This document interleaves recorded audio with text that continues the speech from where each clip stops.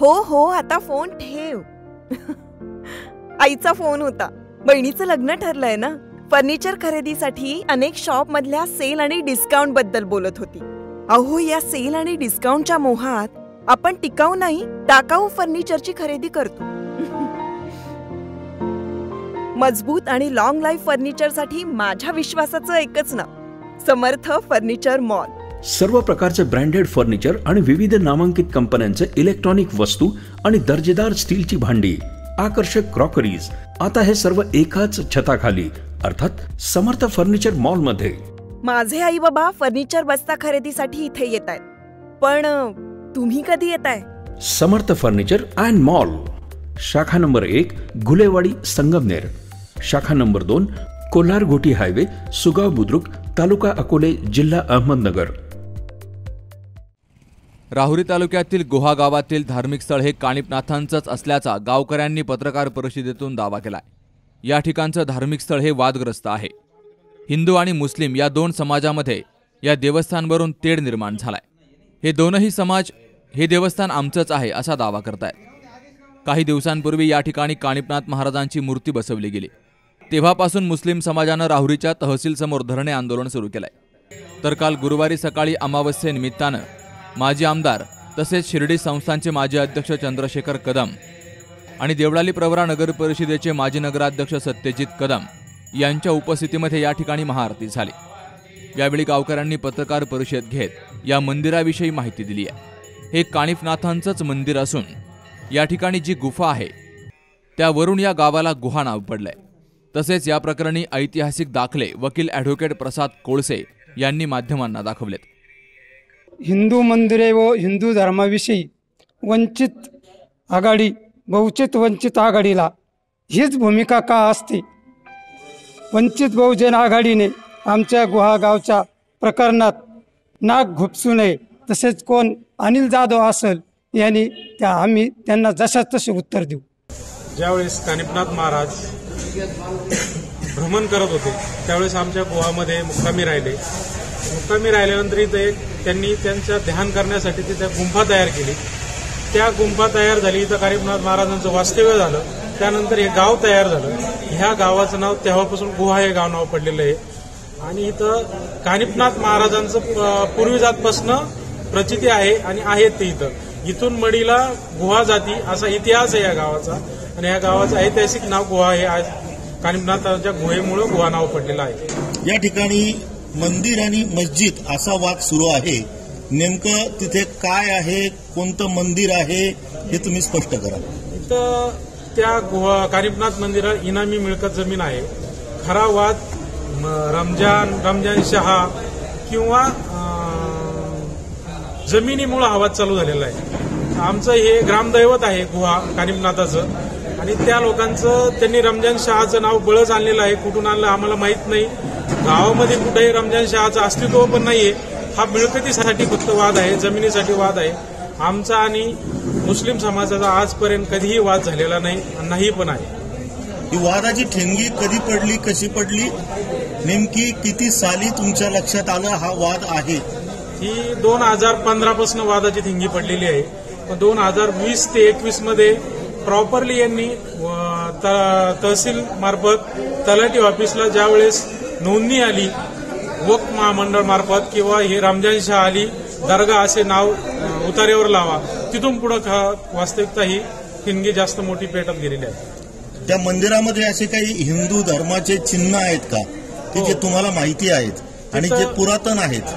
पुरातन तिथे त्रिशूळ आहे, मोराचे चिन्ह आहेत, देवी देवतांचे फोटो आहेत कोरीव कामामध्ये.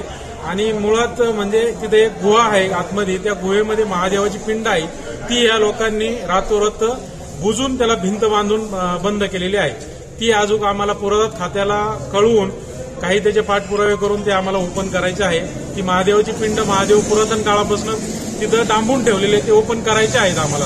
आम्ही सर्व हिंदू धर्मीय विमुक्त जाती, भटक्या जमाती, आदिवासी समाज बांधव हे नाथ संप्रदायाला मानणारे लोक आहोत.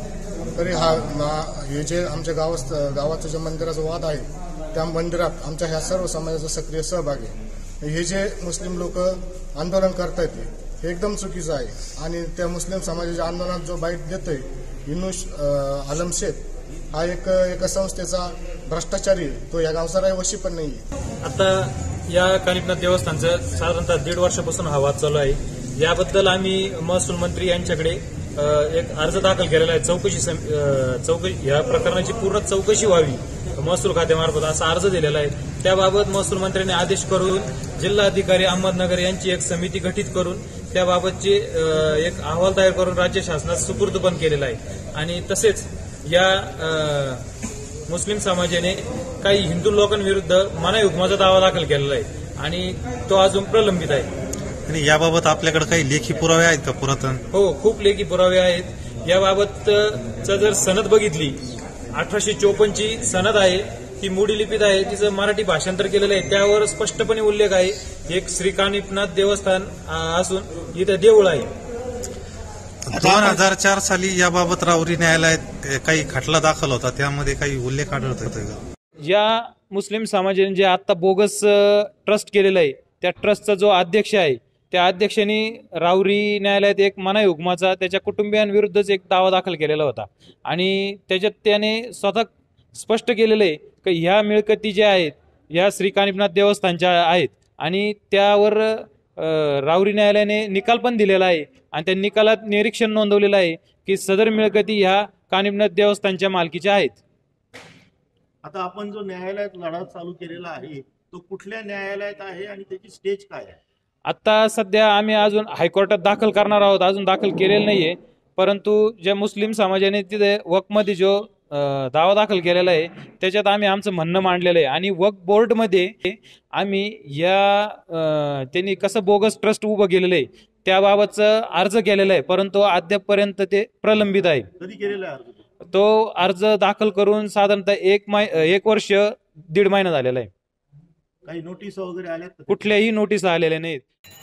यावेळी किरण कोळसे, ऋषिकेश भांगरे, ॲडव्होकेट प्रसाद कोळसे, आबासाहेब कोळसे, सचिन कोळसे, नंदू सौदागर, शशिकांत कोळसे, रमेश भांड, अजय मांजरे, सागर काकडे, रवी आंबेकर, साईनाथ पवार यांसह कानिपनाथ भक्त आणि ग्रामस्थांची मोठ्या संख्येनं हजेरी होती.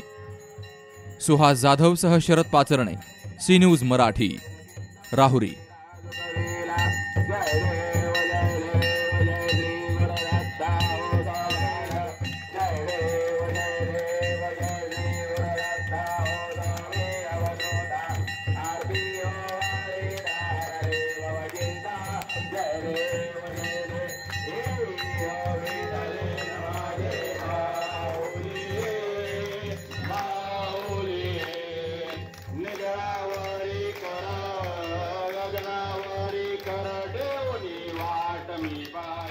परंपरा आणि दर्जा या दोहींचा मेळ राखत राजपालने जिंकलाय सर्वांचाच विश्वास.